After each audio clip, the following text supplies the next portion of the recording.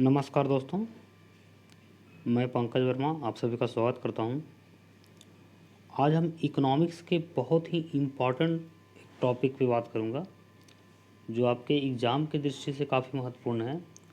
इनसे कई क्वेश्चन बनते हैं और सबसे बड़ी बात है कि ये क्वेश्चन आप वन लाइनर वे में देखिएगा अगर उसका सॉल्यूशन भी, तो आपको शायद समझ में नहीं आएगा जल्दी।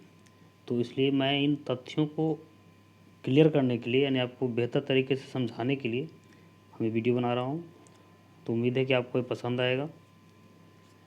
तो सबसे पहले हम इसमें बात करेंगे राजकोषीय व्यवस्था। राजकोषीय व्यवस्था क्या होता है, यानी फिजिकल सिस्टम। ये जो है सरकार की कुल प्राप्तियों और कुल व्यय से संबंधित होती है। राजकोषीय व्यवस्था यानी कहने का मतलब सरकार के पास पैसा कहाँ से आता है और कहाँ जाता है। आपको यही चीज़ समझना होता है राजकोषीय व्यवस्था में, पैसा कहाँ से आता है और कहाँ जाता है, यानी कुल प्राप्ति क्या होती है, कुल प्राप्ति का माध्यम क्या क्या है और उसका व्यय का माध्यम क्या क्या है। इसी चीज़ को आपको समझना है और उससे जो फिर संबंधित तथ्य आते हैं, संबंधित वर्ड आते हैं, जैसे हम राजकोषीय घाटा की बात करते हैं, राजस्व घाटा की बात करते हैं, प्राथमिक घाटा की बात करते हैं, प्रभावी राजस्व घाटा की बात करते हैं, मौद्रिक घाटा की बात करते हैं। तो ये सब जो तथ्य हैं उसका अर्थ सेंस क्या होता है, उसमें कुछ तकनीकी अंतर होता है। जैसे राजकोषीय घाटा और राजस्व घाटा, ये दोनों में बहुत एक मतलब कहने का मतलब तकनीकी अंतर है। तो उस चीज़ को समझने का हम प्रयास करेंगे। तो आइए हम वन बाई वन चीज़ों को समझते हैं। इसमें और भी जो संबंधित कुछ तथ्य हैं जो आपके एग्ज़ाम की दृष्टि से काफ़ी महत्वपूर्ण है। तो यहाँ पे राजकोषीय नीति क्या है इसको भी समझ लेते हैं। तो सरकार के आय को बढ़ाने के लिए एवं व्यय को प्रबंधित करने के लिए जो नीतियाँ जारी की जाती है, उन नीतियों को ही राजकोषीय नीति कहते हैं। देखिए यहाँ पे कह रहा आय को बढ़ाने के लिए और व्यय को प्रबंधित करने के लिए। प्रबंधित कहने का ऐसा नहीं कि व्यय को कम करने या फिर उसको रोकने के लिए, ऐसा कि उस तरह की बात नहीं की जा रही है। प्रबंधित करने का मतलब है कि उसका इस प्रकार से हम मैनेजमेंट करें, प्रबंधन करें कि हम कम से कम पैसा खर्च करके बेहतर आउटपुट पा लें, यानी कम इनपुट से हम बेहतर ज़्यादा आउटपुट पाएँ, इसका प्रबंध किया जाता है ना। तो इसको हम क्या कहते हैं, ये जो नीतियाँ बनाई जाती है इस प्रकार की, उसको हम कहते हैं राजकोषीय नीति। और ये जो राजकोषीय नीतियाँ जारी जो करता है वो वित्त मंत्रालय द्वारा जारी की जाती है, यानी वित्त मंत्रालय की जिम्मेवारी होती है। तो ये चीज़ समझ गए। इसके अलावा हम ये समझें कि भारत या किसी भी अन्य देश में आय एवं व्यय का संपूर्ण लेखांकन जो है सरकार संसद में बजट के रूप में प्रस्तुत करती है। जैसा कि आपको पता है कि हर प्रतिवर्ष सरकार द्वारा जो है बजट पेश किया जाता है ना, और ऐसा ही करीब करीब हर देशों में होता है। लेकिन इसमें एक चीज़ और समझने वाली बहुत तकनीकी चीज़ है कि भारतीय संविधान में बजट की जगह वार्षिक वित्तीय विवरण शब्द का प्रयोग किया गया है। भारतीय संविधान में कहीं भी बजट का उपयोग नहीं किया गया, बजट नहीं लिखा गया है। उसकी जगह पे क्या लिखा गया है, वार्षिक वित्तीय विवरण। ये चीज़ भी कई बार परीक्षा में पूछे जाते हैं, इसलिए इसको ध्यान रखना है। भारत में बजट जो है संसद में राष्ट्रपति के नाम पर प्रस्तुत किया जाता है। यानी ये जो बजट प्रस्तुत किया जाता है किसके नाम पर प्रस्तुत किया जाता है, भले बजट वित्त मंत्री द्वारा पेश किया जाता है या प्रस्तुत किया जाता है, लेकिन किसके नाम से प्रस्तुत किया जाता है, तो राष्ट्रपति के नाम से प्रस्तुत किया जाता है। तो ये भी अपने आप में बहुत इंपॉर्टेंट क्वेश्चन है। इसके अलावा हम और बात करें तो संसद में बजट का पारित हो जाना केंद्र सरकार को संचित निधि से धन निकासी का अधिकार देता है। यानी बजट जब तक पारित नहीं होगा तब तक केंद्र सरकार जो योजनाएं केंद्र सरकार की होती है उसके लिए वो पैसा का निकासी संचित निधि से नहीं कर सकता है। इसलिए जो है बजट का पारित होना जरूरी है।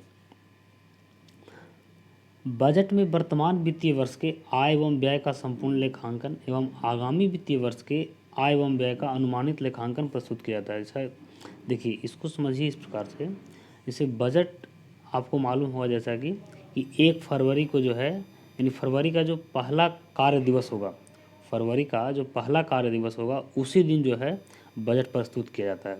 और उससे ठीक एक दिन पहले आर्थिक समीक्षा यानी कि इकोनॉमिक सर्वे प्रस्तुत किया जाता है। ध्यान दीजिएगा इस चीज़ को। तो एक हुआ बजट जो होता है ना, यानी कहने का मतलब बजट जो प्रस्तुत किया जाता है वो क्या होता है, जैसे मान लीजिए कि 2021 में जो है बजट, फरवरी 2021 में बजट प्रस्तुत किया गया था। तो इसमें क्या था, इस बजट में था कि 2021 और 22 यानी कि 31 मार्च तक का कितना पैसा जो है सरकार खर्च करेगी उसका एक अनुमान होता है, उसका एक डेटा रहता है कि हम इस योजना पे इतना खर्च करेंगे, इस योजना पे इतना खर्च करेंगे।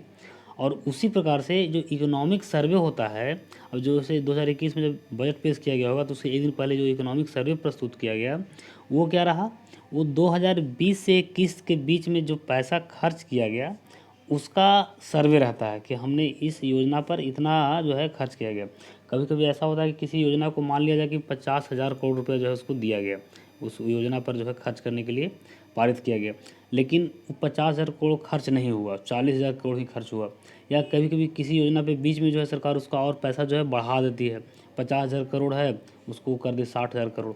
तो कहने का मतलब ये है, जैसे कोविड के दौरान जो मनरेगा पर जो पैसा दिया गया था 2020 में, है कि नहीं, उसको और बढ़ा दिया गया।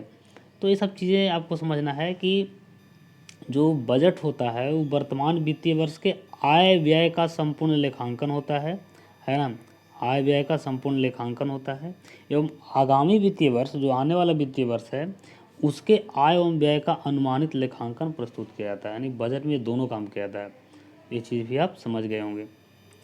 इसके अलावा आपको बहुत इम्पॉर्टेंट चीज़ समझना है, ये काफ़ी इम्पॉर्टेंट है कि बजट 2017-18 में ध्यान दीजिएगा, सरकार द्वारा 3 प्रमुख बदलाव किए गए हैं।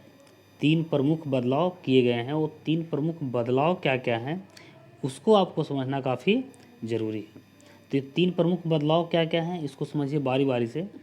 पहला बदलाव उन्होंने ये किया कि पहले बजट जो है फरवरी के अंतिम कार्य दिवस, यानी मान लिया जाए कि 28 फरवरी महीना जो है 28 का लगता है फरवरी का, कभी 29 का लगता है, इन सपोर्ट है कि 28 का ही जो है 28 तारीख को बुधवार पड़ रहा है, तो 28 फरवरी को ही जो है बजट प्रस्तुत किया जाता था। यानी कहने का मतलब है कि अंतिम कार्य दिवस, यानी उसके बाद कोई कार्य दिवस नहीं है, जैसे संडे उंडे नहीं पड़ रहा है, तो उस दिन बस प्रस्तुत किया जाता था। लेकिन 2017-18 से क्या किया गया इसमें बदलाव, कि यह फरवरी माह के पहले कार्य दिवस, यानी 1 तारीख को अगर संडे नहीं है तो 2 तारीख को पेश किया जाएगा। अगर 1 तारीख को संडे को छोड़ कोई भी दिन है तो जो है कहने का मतलब है कि उसी दिन आपको पहले कार्य दिवस को ही बजट प्रस्तुत किया जाने लगा। ये चीज़ें आपको समझनी है कि पहले प्रस्तुत किया जाता था फरवरी के अंतिम कार्य दिवस को, अब प्रस्तुत किया जाता है फरवरी माह के पहले कार्य दिवस को। तो ये पहला बदलाव किया गया। दूसरा बदलाव है नियोजित एवं गैर नियोजित व्यय की गणना को समाप्त कर दिया गया। ये क्या है इसको समझिए, नियोजित और गैर नियोजित व्यय। अब इसको आगे समझते हैं कि नियोजित व्यय क्या होता है। तो नियोजित व्यय वैसे व्यय होते हैं या वैसे व्यय हुआ करते थे, अब नहीं है कि नहीं, जो कि पंचवर्षीय योजनाओं के अंतर्गत ही तय हो जाते थे। आपको पता है कि 1 जनवरी 2015 से योजना आयोग की जगह नीति आयोग ने ले लिया। तो नीति आयोग ने ले लिया तो पंचवर्षीय योजनाएं क्या हो गई, समाप्त हो गई। यानी कहने का मतलब जो पंचवर्षीय योजना तैयार की जाती थी वो अब नहीं तैयार किया जाता है।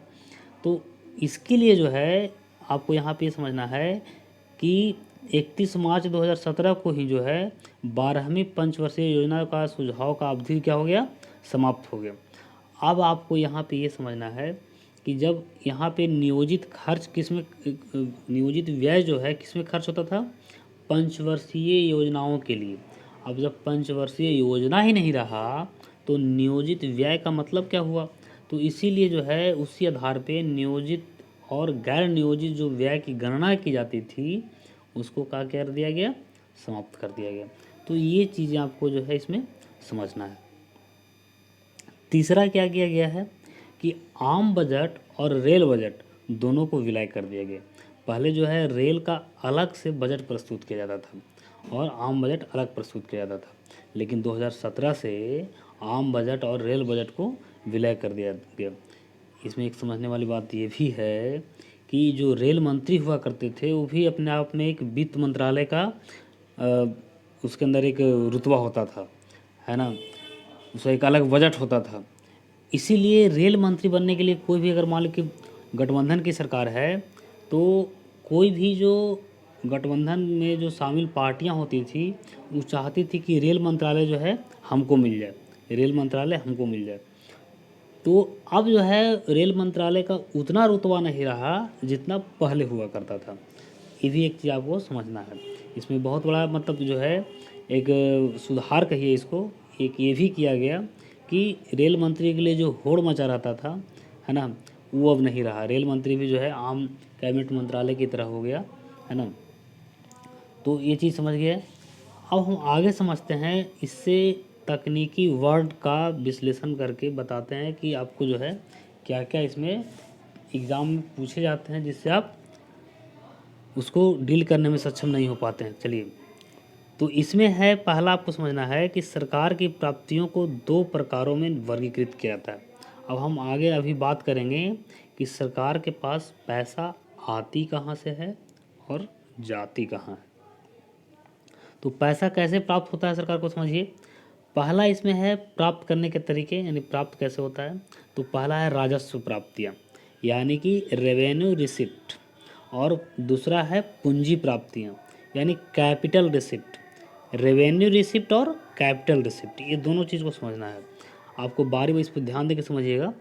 राजस्व प्राप्तियाँ क्या है इसको समझिए पहले। राजस्व प्राप्तियाँ सरकार की हर वो प्राप्ति जो कि सरकार के ऊपर किसी प्रकार की न तो देयता को जन्म दे, देयता मैंने समझते ना लाइबिलिटी, है ना। जैसे मान लिया जाए कि आप अगर अपने घर से दूर रह के कहीं पढ़ाई कर रहे हैं, आपको घर से पैसा मिल रहा है, तो क्या है आपके अभिभावक पर, आपके गार्जियन पर, आपके पिता पर, जो भी हैं अभिभावक आपके, उन पर एक लाइबिलिटी है कि हमको जो है उसको पैसा देना है ना। महीना में 5,000 रुपया, 10,000 रुपया, जो भी आप खर्च अकॉर्डिंग खर्च के अनुसार, है ना। तो उनके लिए क्या है, एक लाइबिलिटी है वो। तो ये लाइबिलिटी यानी देता हूँ समझ रहा है कि एक लाइबिलिटी को जो है जनना, तो लाइबिलिटी को जन्म देती है। यहाँ पे राजस्व प्राप्तियाँ जो है सरकार की वह प्राप्ति है जो कि सरकार के ऊपर किसी प्रकार की न तो देयता को जन्म दे और न ही यह सरकार की संपत्ति में किसी प्रकार की कमी को जन्म दे, राजस्व प्राप्ति कहलाती है। इसका मतलब क्या हुआ, इसका उदाहरण से समझ लीजिए, आपको बेहतर तरीके से समझ में आ जाएगा कि उसका जो है, जैसे कर से होने वाली प्राप्ति। अब सरकार टैक्स लेती है, तो टैक्स लेती है तो सरकार के ऊपर लाइबिलिटी क्या है, थोड़ा जिससे हम टैक्स ले रहे हैं उसके प्रति हमारा कोई लाइबिलिटी नहीं बनता है कि उसको हम फिर को रिटर्न करना है इसको, या इस पर हमको ब्याज देना है। किसी प्रकार का कोई लाइबिलिटी नहीं होता है, नहीं सरकार के संपत्ति में किसी प्रकार की कोई कमी होती है इससे। तो कर से होने वाली प्राप्तियाँ क्या है, राजस्व प्राप्ति है। पीएसयू यानी कि जो पब्लिक सेक्टर कंपनी होती है, जैसे एनटीपीसी है, भेल है, गेल है, ये सब जो है पीएसयू है, से प्राप्त होने वाले जो लाभांश, यानी कि उससे जो लाभ प्राप्त होती है तो सरकार के हाथ में जाती है। तो वो जो पैसा हो क्या हुआ, राजस्व प्राप्ति हो गया। या मान लिया जाए कि आप बिना हेमलेट के चल रहे हैं, है ना, आप टैक्स दिए, वहाँ पे जुर्माना दिए, या किसी प्रकार का आपके कागजात सही नहीं उसमें जुर्माना दिए, तो इससे जो जितने भी प्रकार के जुर्माने होते हैं जो सरकार के पास जाते हैं, तो वो क्या हो गया, वो भी जो है राजस्व प्राप्ति का हिस्सा है। दिए गए ऋण पर प्राप्त होने वाला ब्याज, सरकार अगर मान लीजिए कि पैसा अपना जो है ऋण पर दिए हुए उससे ब्याज प्राप्त हो रहा है, तो भी जो है राजस्व प्राप्ति का हिस्सा है। किराया या पट्टा पर, पट्टे से होने वाले इनकम, किराया पट्टा समझते हैं ना, किसी मान लो कि मान लिया जाए किसी के पास कोई, सरकार के पास कोई वैसा ज़मीन है ना, और वो जो है किसी प्राइवेट वहाँ पे उसका यूज नहीं कर पा रही है सरकार, उसको जो है किसी प्राइवेट कंपनी को दे दी और उसको जो है साल में इतना पैसा जो है सरकार को देना है। तो उस प्रकार की जो भी प्राप्तियाँ हुई, क्या हुआ, राजस्व प्राप्ति हुआ। इसके अलावा जो सेवाएं प्रदान की जाती है, जैसे जल आपूर्ति, विद्युत आपूर्ति, परिवहन आदि सुविधाओं से जो राजस्व प्राप्ति होती है, जो पैसा मिलता है सरकार को, उसको भी हम राजस्व प्राप्ति के अंतर्गत रखते हैं। तो उम्मीद करते हैं कि इस उदाहरण से आप समझ गए होंगे कि राजस्व प्राप्ति क्या होता है, सरकार के पास पैसा मतलब जो है इस माध्यम से कैसे आता है। ये तो राजस्व प्राप्ति होगी। अब इसके अलावा दूसरा जो है पूंजी प्राप्ति, इसको समझिए। पूंजी प्राप्ति क्या है, तो सरकार की हर वो प्राप्ति, सरकार की हर वो प्राप्तियाँ जो कि सरकार के ऊपर किसी प्रकार की देयता को जन्म दे, देयता को देखिए यहाँ पे लाइबिलिटी को जन्म दे रहा है, यानी लाइबिलिटी हो रहा है, यानी पैसा मिल तो रहा है, लेकिन एक तरफ पैसा मिल रहा है सरकार को, है ना, लेकिन दूसरी तरफ लाइबिलिटी भी बन रही है, लाइबिलिटी भी क्रिएट हो रहा है। अर्थात इसको हम दूसरी भाषा में कह सकें कि अर्थात जो सरकार की संपत्ति में किसी प्रकार की कमी को जन्म दे, पूंजी प्राप्तियाँ कहलाती है। यानी कहने का मतलब ये है कि जैसे हम उदाहरण के तौर पे इसको समझेंगे तो किसी भी प्रारूप में लिया गया ऋण, अगर मान लिया कि हम ऋण ले लिए तो पैसा तो मेरे पास आ गया, लेकिन हमें लाइबिलिटी भी है ना, एक देयता क्रिएट हो गया कि हमको देना भी है उसको, है ना। या मान लिया जाए कि सरकारी कंपनियों के जो है निजीकरण से होने वाली प्राप्ति, सरकार जो है किसी कंपनी को पूरा शेयर 100% बेच देती है, 100% जो है वो कहने का मतलब निजीकरण कर देती है, तो वहाँ से जो पैसा प्राप्त हुआ तो सरकार को पैसा तो मिला, लेकिन सरकारी संपत्ति, जो सरकार के पास जो संपत्ति था वो चला गया। तो यहाँ पे क्या हो रहा है, या तो देयता को जन्म दे देगा, या तो फिर उसको हम कह सकते हैं कि सरकार की जो संपत्ति है, सरकारी संपत्ति है, उसमें क्या होगा, कमी को जन्म देगा। यानी पूंजी प्राप्ति जो है, इस आप इसको ऐसे एक उदाहरण से समझ लीजिए कि मान लिया जाए कि आप जो है नौकरी कर रहे हैं, आप नौकरी कर रहे हैं और महीना में 1 लाख रुपया कमा रहे हैं, चलिए 10,000 रुपये ही कमा रहे हैं, छोड़िए 10,000 रुपये ही कमा रहे हैं, तो ये आपका एक तरह से राजस्व प्राप्ति के अंतर्गत आ जाएगा। आप पैसा कमा रहे हैं, इससे किसी प्रकार का कोई लाइबिलिटी क्रिएट नहीं हो रहा है, कोई देयता का जन्म नहीं हो रहा है, लेकिन यही जो है आप ऐसा कर रहे हैं कि खाने पीने के लिए या घर बनाने के लिए, गाड़ी खरीदने के लिए आपके पास जो खेत था, ज़मीन था, उसको आप बेच दिए। तो क्या हुआ, आपके पास पैसा तो आया, ज़मीन बेचने के बाद आपके पास पैसा तो आया, लेकिन आपके संपत्ति में जो क्या हुआ, कमी हो गया। तो हम इसको, जो खेत बेच करके जो आप पैसा अर्न किए, उसको हम कहेंगे पूंजी प्राप्ति, है ना। और जो आप नौकरी करके जो पैसा कमा रहे हैं, उसको आपके घर के लिए, अगर आप अपने घर की इकोनॉमी से जोड़िएगा कि मेरे घर में जो है राजस्व प्राप्ति कैसे हो रहा है और मेरे घर में जो है पूंजी प्राप्ति कैसे हो रहा है, तो इसको जो है आप बहुत बेहतर तरीके से समझ जाइएगा, है ना। चीज़ों को आप एक केंद्र के स्तर पे देखिए, एक अपने घर के स्तर पे देखिए, घर के स्तर पे समझने के लिए देखिए, है ना। इससे आपको चीज़ें जो है माइंड में क्लियर हो जाएगा। इसके अलावा अगर हम और बात करें पूंजी प्राप्ति करने के जो तरीके हैं सरकार के, तो सरकार जो है सरकारी कंपनियों में विनिवेश के रूप में शेयरों की बिक्री करती है और उससे जो है पूंजी की प्राप्ति करती है। अब देखिए, विनिवेश और निजीकरण दोनों वर्ड जो है समझिएगा। निजीकरण का मतलब हुआ सरकार जो है पूरा का पूरा 100% शेयर अगर बेच देती है ना, तो वो हो गया निजीकरण।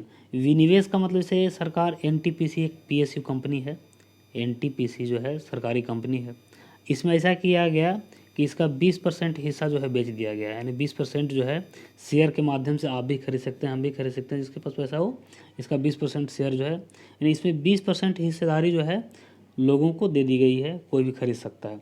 तो यहाँ पे क्या हुआ कि हम एनटीपीसी का विनिवेश किए, है ना। तो ये चीज़ें हैं, सरकार हालांकि इस ओर कदम काफ़ी तेज़ी से बढ़ा रही है विनिवेश की ओर, है ना।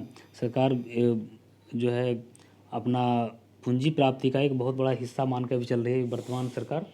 तो ये चीज़ें हैं, आपको समझना है निजीकरण क्या होता है, विनिवेश क्या होता है। इसके अलावा अगर हम बात करें तो दिए गए ऋण में मूलधन की वापसी, अगर मान लिया जाए कि कहीं आपका पैसा दिया हुआ था, उससे प्रति माह ब्याज आ रहा था, अब वो क्या होगा कि मूलधन वापसी हो गया, तो जब वापसी हो गया तो यह पूंजी तो प्राप्ति हो गया, है कि नहीं। लेकिन यहाँ पे जो आपको उससे राजस्व की प्राप्ति हो रही थी वो नहीं हो रहा है ना।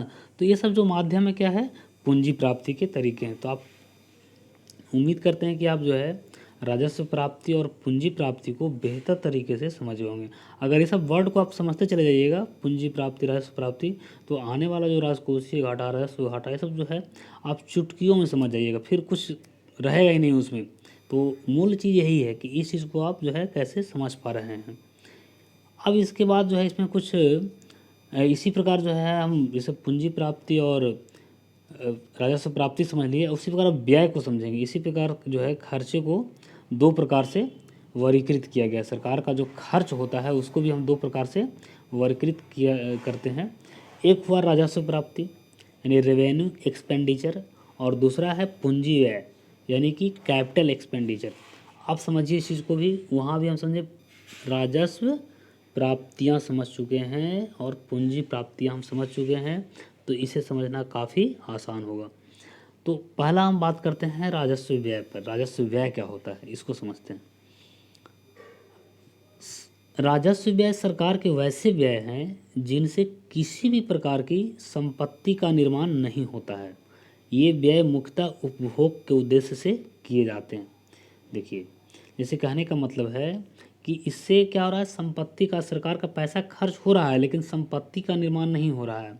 जैसे इसको हम अपने घर के जो है उपयोग पर समझिए, घर पे इम्प्लीमेंट कीजिए इस चीज़ को जैसे मान लिया जाए कि आप पैसा कमा रहे हैं महीना में 50,000 रुपया, महीना में 50,000 रुपया आप कमा रहे हैं, लेकिन आपका पैसा जो है 50,000 रुपया, अगर इसमें 40,000 रुपया मान लिया जाए कि आप खर्च कर दे रहे हैं किस पर, खाने पे, पीने पे, घूमने पे, है ना, रोगी बीमारी पे, तो कहने के बाद आपका जो 40,000 रुपया है वो राजस्व व्यय हो गया, उससे आपका पूंजी निर्माण नहीं हुआ है कि नहीं, वो जो है उपभोग की दृष्टि से वो पैसा खर्च हो गया आपका।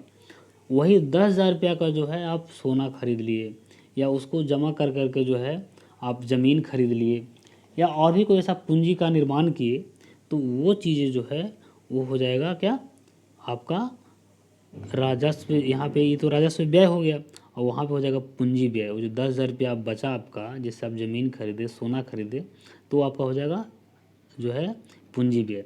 तो इस चीज़ को आपको समझना है कि यहाँ पे जो राजस्व व्यय है इसका खर्च किस लिए होता है, उपभोग के उद्देश्य से, यानी इससे हम पूंजी का निर्माण नहीं कर पाते। जैसे इसको समझते हैं सरकार कैसे खर्च करती है राजस्व व्यय, इसको समझना बहुत ज़रूरी है। जैसे राज्यों को दिया गया अनुदान, राज्य जो है, राज्यों को सरकार, केंद्र सरकार पैसा देती है, तो इसको जो है हम किस में रखते हैं, राजस्व व्यय में रखते हैं, राजस्व व्यय हुआ। और सबसे बड़ी बात ये समझना है आपको कि केंद्र का सबसे अधिक खर्च जो है इसी पे होता है। केंद्र सरकार जो है अपने एक बहुत बड़ा हिस्सा राज्यों को देती है अनुदान के रूप में।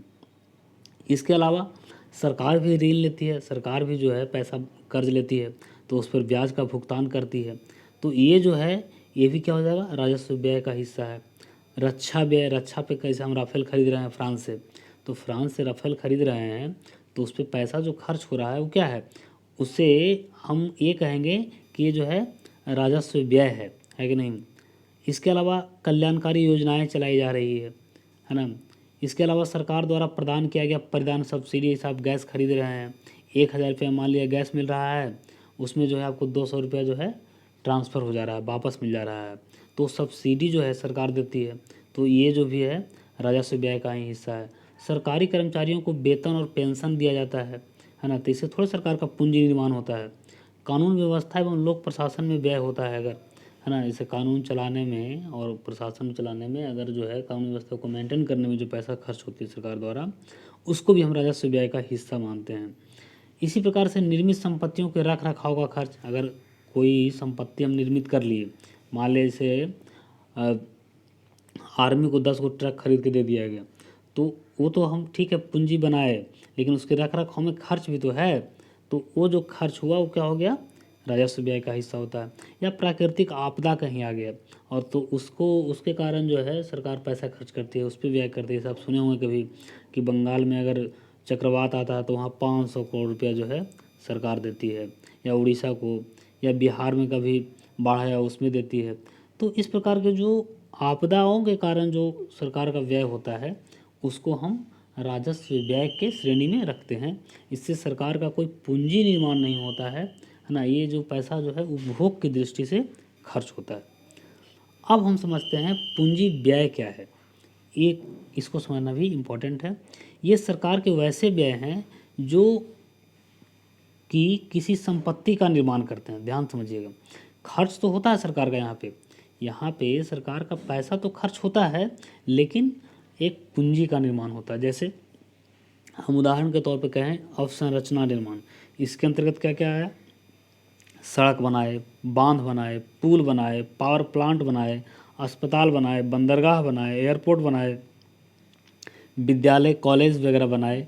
तो ये सब जब बनाते हैं हम, तो हम क्या किए, अवसंरचना का निर्माण किए। अब इससे हमको इनकम होगा, है कि नहीं, हम पूंजी बनाए हैं एक। जैसे मान लिया कि आप पैसा नौकरी करते हैं, आप पैसा कमाते हैं, अपना एक घर ही बना लिए, तो घर बनाए तो आप उपभोग थोड़े किए हैं उसका, वो तो आप पूंजी निर्माण कर दिए ना, आपका पैसा जो है एक तरह से शिफ्ट हो गया है वो। उसी प्रकार से औद्योगिकरण जो है वो मशीनों का खरीद पर भी है। अगर एनटीपीसी सरकारी कंपनी है और वहाँ जो है मशीनों का खरीद किया गया है, तो ये सब जो है पूंजी व्यय है, ये उपभोग की दृष्टि से पैसा खर्च नहीं किया जा रहा है। सरकार द्वारा किसी अन्य निकाय को दिया जाने वाला ऋण, सरकारी संस्था ही है लेकिन उसको जो है हम ऋण दे रहे हैं, तो ये सब जो है पूंजी, वो पैसा उपभोग की दृष्टि से जो खर्च नहीं हो रहा है ना, उससे पूंजी का निर्माण हो रहा है, उसको हम कहते हैं पूंजी व्यय।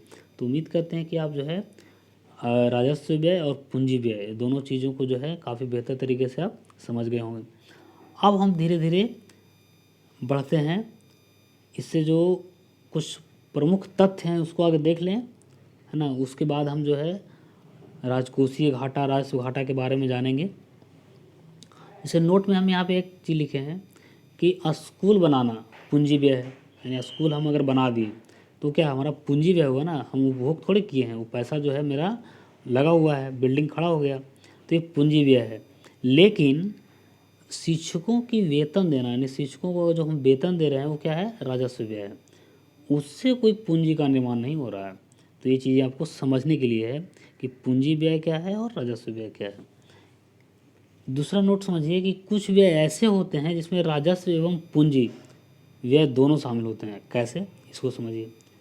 जैसे रक्षा खरीदारी में युद्धपोत या लड़ाकू विमान, है ना, ये सब खरीदते हैं, तो रक्षा खरीदारी में होने वाला जो व्यय है वो पूंजी व्यय है, जबकि उसके रख रखाव एवं परिचालन में होने वाला व्यय राजस्व व्यय में आएगा। ये चीज़ें आपको समझना जरूरी है। इसका मतलब क्या हुआ, जैसे हम राफेल खरीदें तो ये पूंजी व्यय हुआ, लेकिन उसके रख रखाव में जो खर्च आएगा, उसमें जो हम पेट्रोल डलाएंगे, है ना, बेहतर क्वालिटी का, या और उससे जो हम मिसाइल भर के मारेंगे तो वो जो तो धुआं बन जाएगा, तो वो जो खर्च होगा वो क्या हो जाएगा, है ना, वो राजस्व व्यय हो जाएगा। यानी उसके रख रखाव में जो खर्च होगा उसको हम राजस्व व्यय में कहेंगे।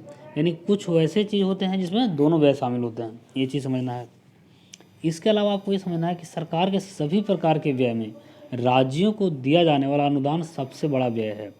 ये चीज़ें भी जो है आपके लिए काफ़ी इम्पोर्टेंट है। यानी सरकार सबसे ज़्यादा जो व्यय करती है, खर्च करती है, किस पे करती है, राज्यों को अनुदान देने में करती है। और दूसरा सबसे बड़ा व्यय कहाँ करती है, जो ऋण लेती है सरकार उस पर ब्याज का भुगतान करती है। ये जो है सरकार का दूसरा बड़ा व्यय है। तो ये चीज़ें जो है आपको समझना काफ़ी इम्पोर्टेंट है। अब जो है हम आते हैं राजकोषीय घाटा पर, कि राजकोषीय घाटा क्या होता है, इसको समझना। अब इसको समझिए, राजकोषीय घाटा क्या होता है। इसको सरकार की कुल प्राप्तियों एवं कुल व्यय के बीच के अंतर को राजकोषीय घाटा कहते हैं।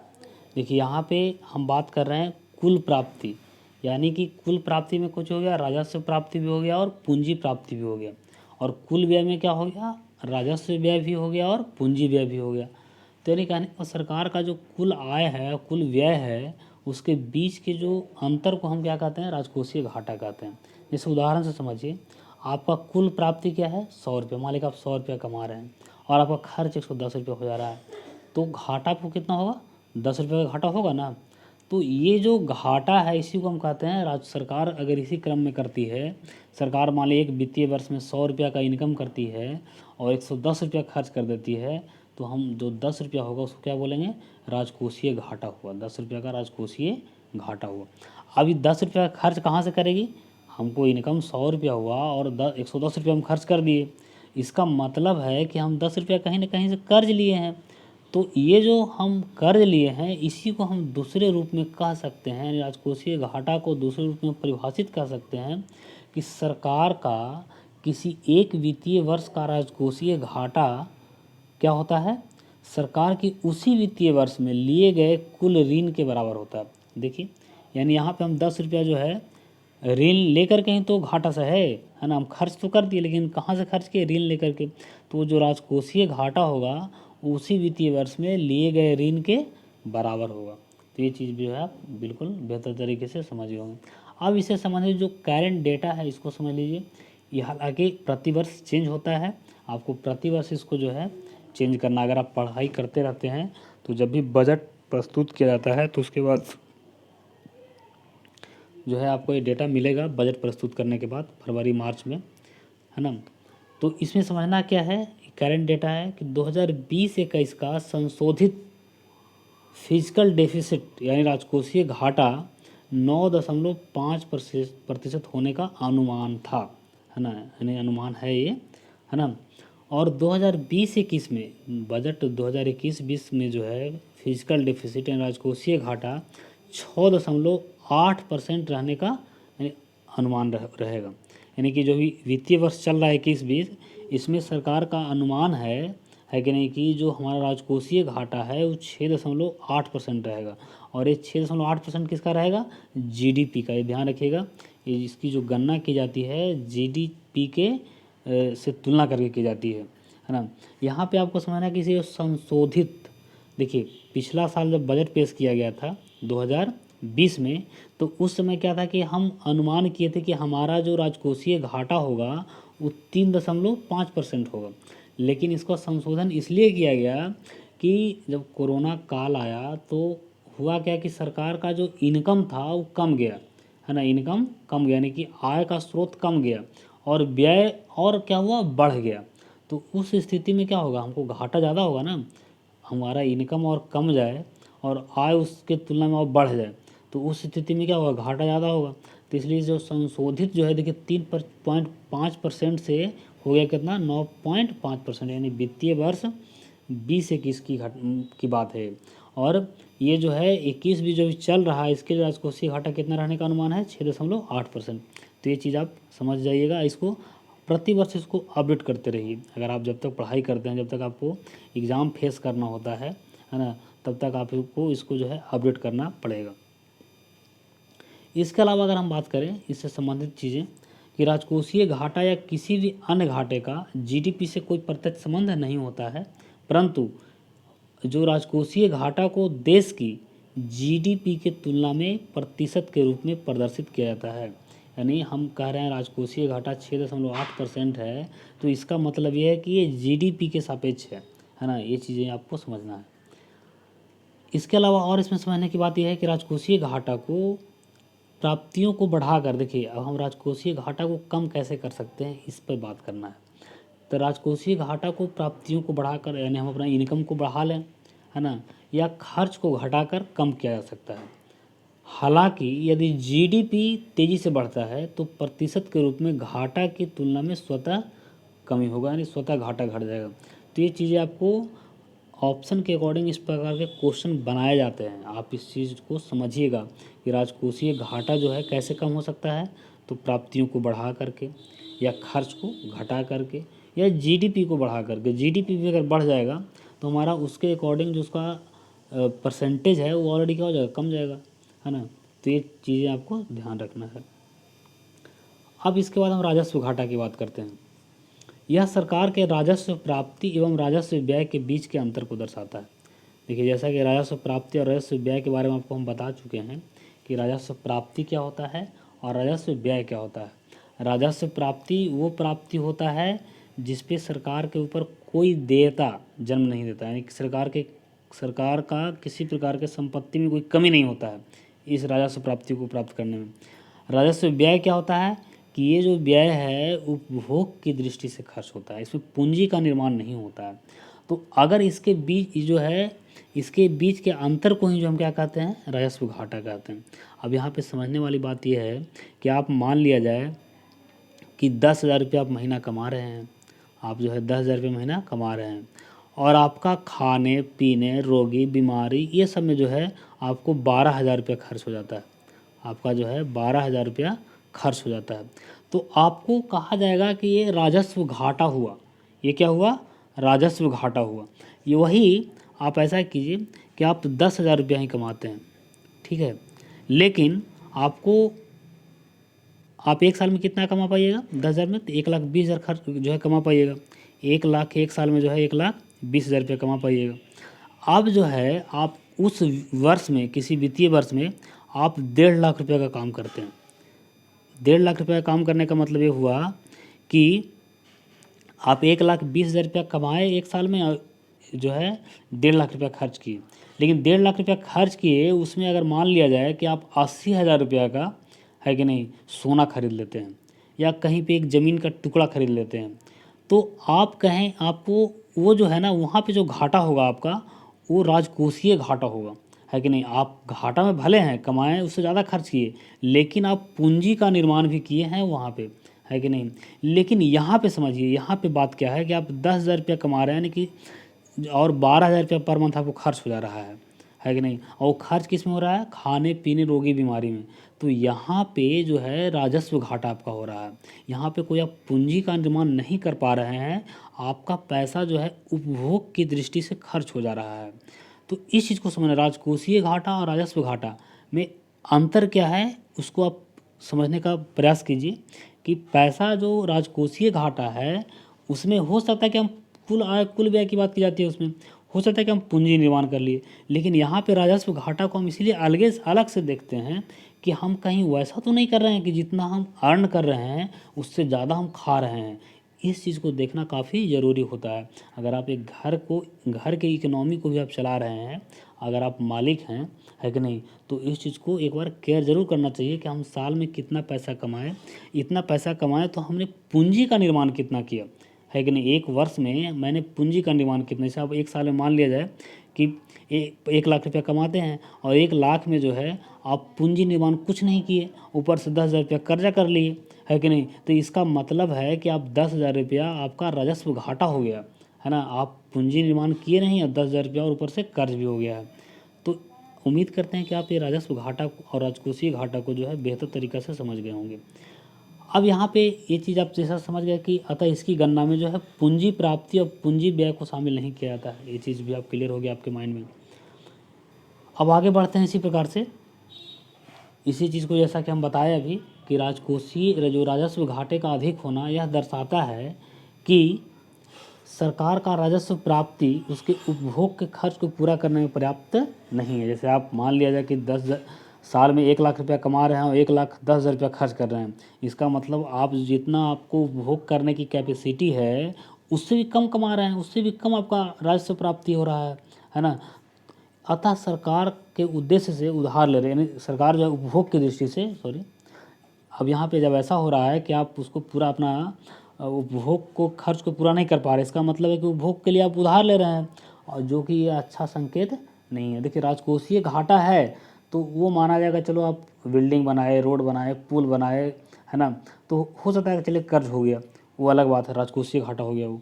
लेकिन राजस्व घाटा हो रहा है, इसका मतलब है कि आप पैसा क्या किए हैं, जितना कमाए हैं उससे ज़्यादा गंवाए हैं, है कि नहीं। उसी को हम कहते हैं राजस्व घाटा। तो उम्मीद है कि आप राजस्व घाटा को बहुत बेहतर तरीके से समझ गए होंगे। अब हम आगे बढ़ें, इससे जो करंट डेटा है इसको जानना ज़रूरी है। और अगर आप, जैसा कि हम पिछली बार भी बोले कि अगर आप जब तक तैयारी करते हैं, जब फरवरी महीना आएगा, है कि नहीं, तब आपको इसको संशोधन करना पड़ेगा। आपको ये चीज़ें जो है प्रतिवर्ष संशोधित हो जाती है। तो 2020-21 का जो संशोधित राजस्व घाटा रहने का अनुमान है कितना है, 7.5% है। जैसा कि हम संशोधित की बात इसलिए कर रहे हैं यहाँ पे कि कोरोना के कारण जो है डेटा चेंज हुआ है ना। उसके अलावा 2000 जो है यहाँ पे 21-22 होगा, इसको सुधार लीजिएगा, 21-22 होगा। 2021-22 का राजस्व घाटा जो है जीडीपी का 5.1% रहने का अनुमान है। ये चीज़ें जो है आप क्लियर रखिएगा। इसके अलावा अगर हम बात करें आगे, प्राथमिक घाटा की बात करते हैं, प्राइमरी डिफिसिट क्या होता है, ये चीज़ों को समझते हैं। तो प्राथमिक घाटा की गणना जो है सरकार के राजकोषीय घाटे में से ब्याज के भुगतान वाले हिस्से को घटा करके जाती है। इसे देखिए, समझिए इस चीज़ को।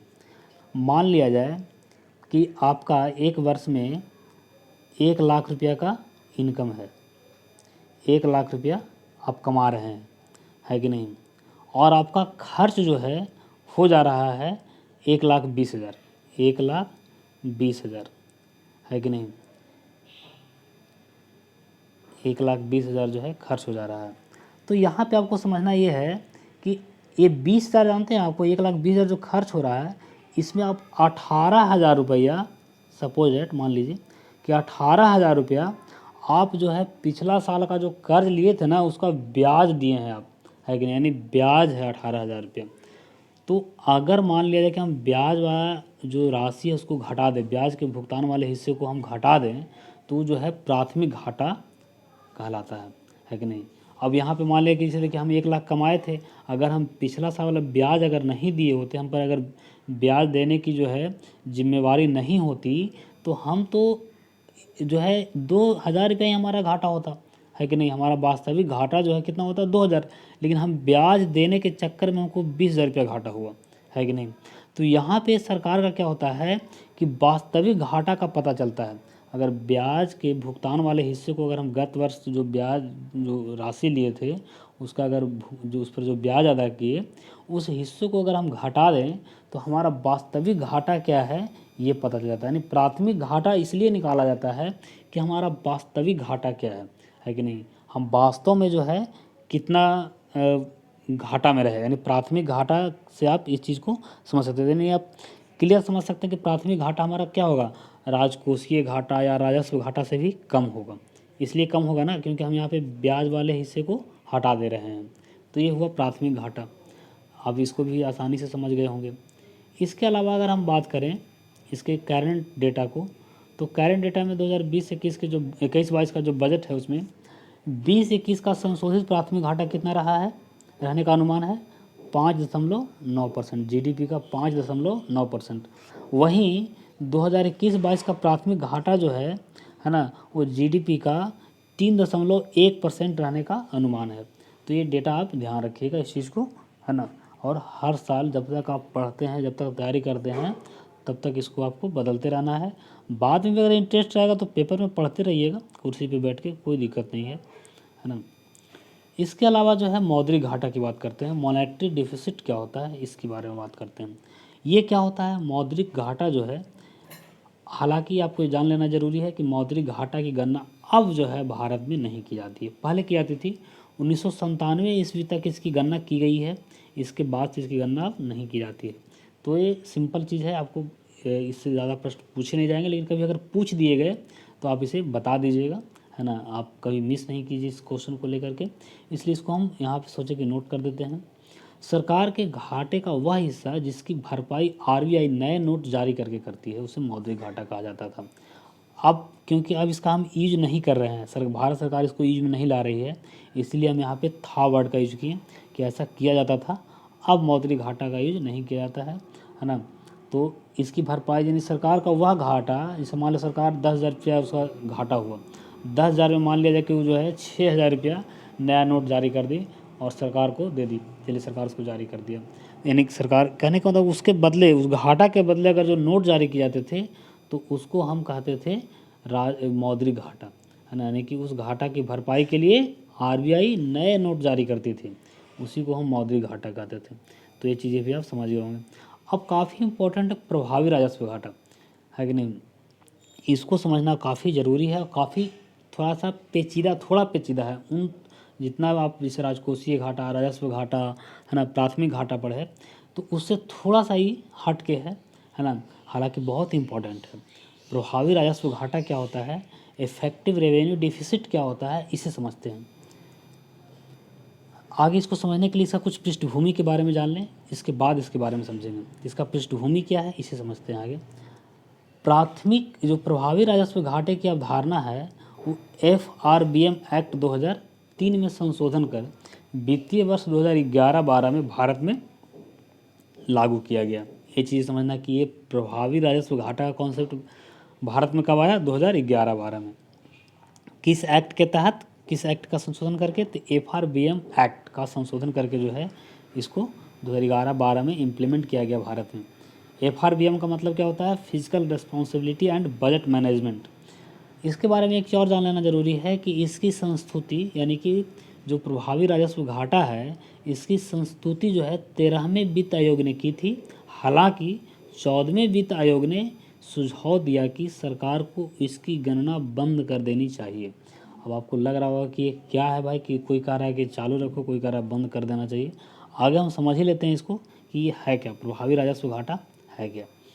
तो उससे संबंधित आगे एक चीज़ और समझते हैं, उसका पृष्ठभूमि के अंतर्गत ही केंद्र द्वारा राज्यों को दिया गया अनुदान केंद्र का राजस्व व्यय का हिस्सा है। जैसा कि आपको हम बताए थे, वहाँ पे राजस्व व्यय का ये हिस्सा है। केंद्र जो राज्यों को अनुदान देती है वो क्या है, राजस्व व्यय का हिस्सा है माना जाता है।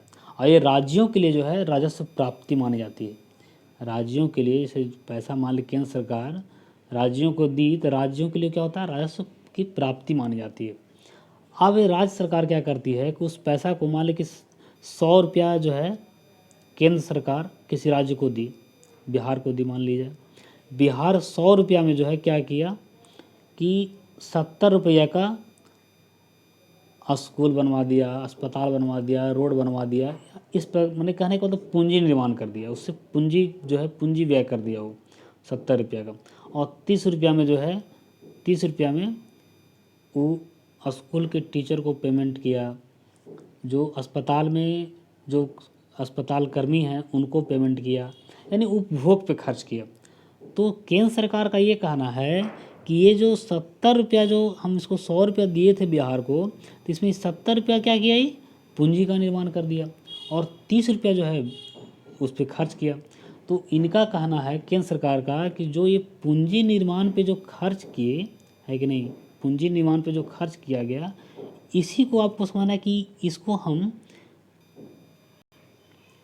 ये जो पूंजी निर्माण पे जो खर्च किया गया 70 रुपया, इसको अगर हम घटा दें किसमें से, राजस्व घाटे में से, है कि नहीं। क्योंकि राजस्व घाटा उसी को तो हम कह रहे हैं ना कि जो आप राजस्व घाटा अगर समझ गए होंगे बढ़िया से तो चीज़ों को समझिएगा। यहाँ पे राजस्व घाटा में क्या हो रहा था कि हम जितना आय हमारा है उससे ज़्यादा हमारा व्यय है कि नहीं।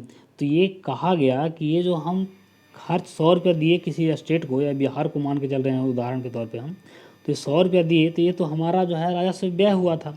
लेकिन राजस्व व्यय लेकिन इनडायरेक्ट रूप में क्या हुआ कि ये पैसा हम राजस्व व्यय के उद्देश्य से हमारा जो काउंट हुआ राजस्व व्यय में हुआ केंद्र सरकार के लिए, तो ये राजस्व व्यय हुआ। लेकिन राज्य सरकार क्या की कि 100 रुपया में 70 रुपया का पूंजी निर्माण कर दी। तो जब पूंजी निर्माण कर दी तो उस पैसा को हम राजस्व घाटे में से अगर घटा दें तो हमारा राजस्व घाटा क्या हो जाएगा, कम दिखाई देगा, कम मालूम पड़ेगा। तो ये केंद्र सरकार का ये जो है यहाँ पे माने केंद्र सरकार करती है ऐसा, है कि नहीं, कि वो 100 रुपया अगर किसी राज्य को दी और उसका भी बजट होता है ना कि हम कितना पैसा किस पे खर्च करेंगे, तो वो पैसा जो पूंजी निर्माण में जो करती है ना, वो जो पैसा वो पूंजी निर्माण में करते हैं कि स्कूल बनवा देती है, अस्पताल बनवा देती है कि नहीं, या कोल्ड स्टोरेज बनवा दी, है ना। तो उस पर जो पैसा खर्च हुआ तो वो पैसा को राजस्व घाटे में से घटा दिया जाता है ना। तो उसके बाद जो घाटा बचता है उसको हम कहते हैं प्रभावी राजस्व घाटा। तो इस चीज़ को आपको समझना है। आप उम्मीद करते हैं कि आप उदाहरण से इस चीज़ को समझ गए होंगे। अब इसको अपने शब्दों में जो है समझ लेते हैं। तो आपको जैसा ही कहा है केंद्र सरकार द्वारा राज्यों को दिया गया अनुदान क्या है, राजस्व व्यय का हिस्सा माना जाता है कि नहीं, और ये राज्यों की राजस्व प्राप्ति मानी जाती है। अतः ये अनुदान केंद्र के राजस्व घाटे में योगदान करती है, केंद्र के राजस्व घाटे में योगदान करते हैं, जिससे केंद्र का राजस्व घाटा में काउंट होता है। हालांकि इस अनुदान का बड़ा हिस्सा राज्य सरकारें पूंजी निर्माण के उद्देश्य से करती है, जैसा कि आपको हम बताएं स्कूल अस्पताल वगैरह बनाने में खर्च करती है। तो अब इसके आगे समझिए कि अतः जब केंद्र सरकार के राजस्व घाटे से राज्यों को प्राप्त इस अनुदान का वह हिस्सा जो कि पूंजी निर्माण के उद्देश्य से खर्च किया जाता है घटा दिया जाता है, इसको घटा दिया जाता है, तब बचा हुआ राजस्व घाटा केंद्र का प्रभावी राजस्व घाटा कहलाता है। यानी कि जो हिस्सा जो राज्यों को अनुदान दिया गया था उस अनुदान में जो पैसा राज्य सरकार जो है पूंजी निर्माण में करती है उस पैसा को हम क्या करते हैं, घटा देते हैं। राजस्व घाटे में से जो है हम क्या किए, घटा दिए। तो उसके बाद जो घाटा बचा उसको हम कहते हैं प्रभावी राजस्व घाटा। यानी कि हमारा प्रभावी राजस्व घाटा क्या रहा, इफेक्टिव जो रेवेन्यू डिफिसिट रहा वो क्या रहा, इससे मालूम हो जाता है। अगर हम 2021-20 बजट की डेटा के अनुसार बात करें तो इसका करंट जो डेटा है वो क्या है कि 2020-21 में संशोधित प्रभावी राजस्व घाटा जीडीपी का 6.3% रहने का अनुमान है, और वहीं 2021-22 में प्रभावी राजस्व घाटा जीडीपी का 4.1% रहने का अनुमान है। तो यहाँ पे एक चीज़ कंक्लूजन में निकलता है कि राजस्व घाटा हमेशा क्या होगा, ज़्यादा होगा प्रभावी राजस्व घाटा, क्योंकि राजस्व घाटा में ही से तो अमाउंट को और घटाया जाएगा, तो घटाया जाएगा तो प्रभावी राजस्व घाटा निकलेगा। तो जाहिर सी बात है प्रभावी राजस्व घाटा क्या होगा, वो हमेशा कम होगा। किससे कम होगा, राजस्व घाटा से। तो इस प्रकार के भी क्वेश्चन कभी दे दिए जाते हैं। तो अगर आप चीज़ों को समझिएगा तो ऐसे ऐसे कंक्लूजन आप खुद निकाल लीजिएगा बहुत सारे, है ना। तो उम्मीद करते हैं कि वीडियो आपको अच्छा लगा होगा। अगर अच्छा लगा वीडियो तो आप इसे लाइक करें, इस पर कमेंट करें और अपने दोस्तों को शेयर करें। धन्यवाद, आज के लिए इतना ही।